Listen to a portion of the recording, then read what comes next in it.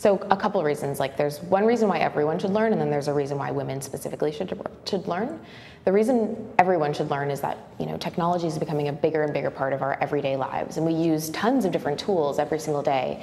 And without an understanding of how they work specifically, you're not ever going to be able to leverage those tools fully. For young people, especially today, like the number of young university graduates that I speak to who are like, I have a university degree, everyone told me that's all you need, and I can't get a job, is like astounding. It's an incredible number. And so what learning to code does is helps them all to become like hybrid employees, where they're a marketer who also knows how to code, so they can code an email newsletter, or they can like build a microsite really quickly.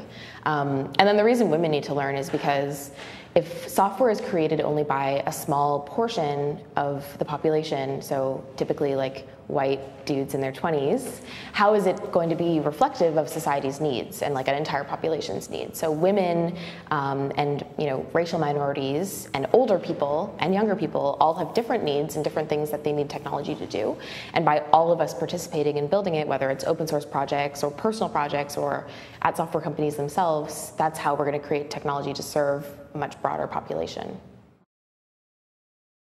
Ladies Learning Code is this nonprofit that's now across Canada in, I think, 9 cities, and then 2 more coming on soon. So like even in places like Saskatoon or Regina or Fredericton, like there's a Ladies Learning Code presence doing a workshop at least every 2 months, and most places every single month.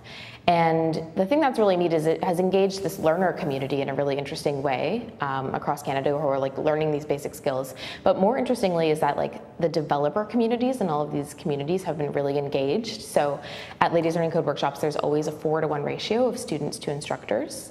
And so that means, if 6,000 people have learned to code at a Ladies Learning Code workshop, which is around our number, that's a lot of volunteers who have helped to facilitate that. And so it's been really neat seeing that it wasn't just the case in Toronto. Like in Toronto, we had a really strong technical community here that came together to say, hey, yeah, we're going to volunteer our time on a Saturday after working a full week, to teach beginners to learn to code. And it was awesome to see that.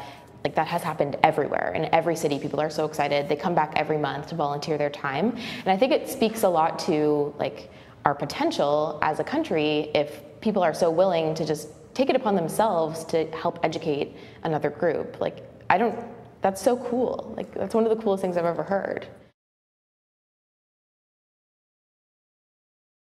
Kids are not going to learn this in school, so it really is up to parents to take it upon themselves and make sure that their kids are getting the skills they need. And then there's definitely also something interesting about girls in particular, and so any parents that have daughters, I think, need to take special note that it's not necessarily a welcoming industry for them, and so you actually need to like further encourage your daughter to explore these kinds of things. And I sometimes mention to parents, like, you don't even realize sometimes that things you say can be turning your daughter away from technology. So for example, if a dad, the lawnmower breaks, and a dad's like, oh, what a good teaching opportunity. I can like teach how to fix a lawnmower, and it's like a science thing.